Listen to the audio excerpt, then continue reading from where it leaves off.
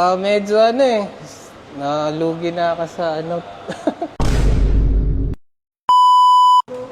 Announcement guys, another car, another day. So nandito tayo sa Trinoma today kasi may imimit tayo isang seller.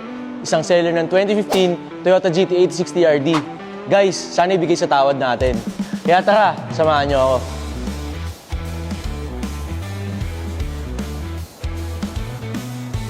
Sir, good afternoon.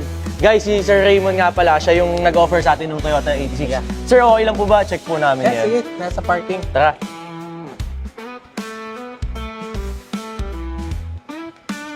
So boss, ito nga guys, ito nga pala yung Toyota 86 ni Bossing. Oh. Ito yung 2014 Yes, sir. na GT86. Naka TRD na body kits. Yes, ito. TRD. Tapos, White pearl, sir, no? pearl white. Pearl white. Original paint to, sir, no? Yes. Ganda. Makinis, guys. Tapos ito, meron na rin siyang Tom's taillights. And then Borla exhaust, no, boss?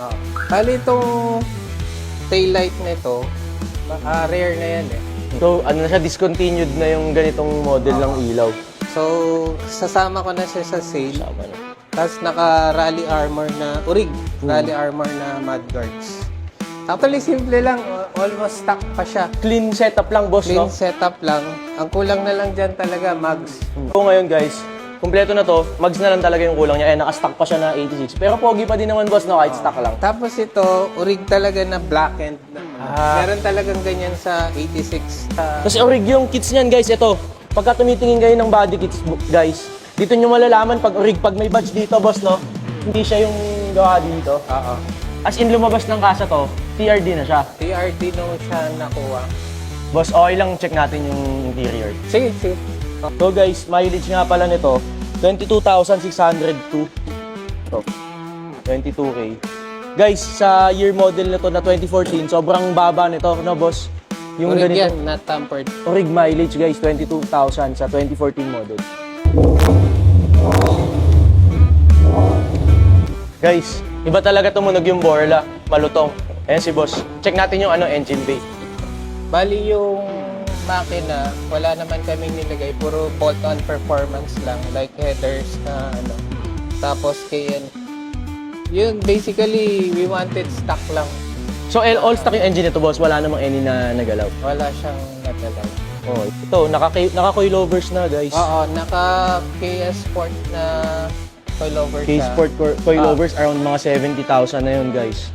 Madami talagang accessories sa mga parts ng 80s. Ito, na rin to, 5 Zigen na, strut bar. Oo, bolt-on lang din. So, lahat ng mga nilagay natin dito, lahat pang 86 yan, boss. Oo, bolt-on. Urig. So, sir, na-demo mo naman sa akin yung unit. Everything, nakita ko naman, na-check ko naman to. Okay. So far, okay sa akin yung unit. Magkano mo bebenta to? Actually, kasi yung nilagay ko lahat accessory, umabot siya ng 200 plus. Thousand. And yung ranging ng Kwansana, I don't know, ang market value kasi ng ganito, nasa 1.1 eh. Pero kasi, syempre, second hand. So, kaya ko siguro ibigay mga 1.250. 1,250. Palunok ako. Pero boss, baka pwede tumawad ako. Ikaw, Kaya ba ng Kaya mo mabigay ng 1.1? Medyo nalugi na ako sa medyo mababa, sir. Naiintindihan ko naman, boss. Kasi, guys, na-preserve talaga yung unit. Tsaka, ganito yung mga gusto ko talaga sa 86. Sariwa, stock. Wala talaga siyang Boss, baba mo pa kahit konti. 1,150, boss, kaya mo bigay. Mura na kasi sa 1.2, sir. Dagdagan mo mga 30 siguro, game na tayo. 30. 1,180. Konti na lang, sir. Oh. Alright. Sounds reasonable naman, brother.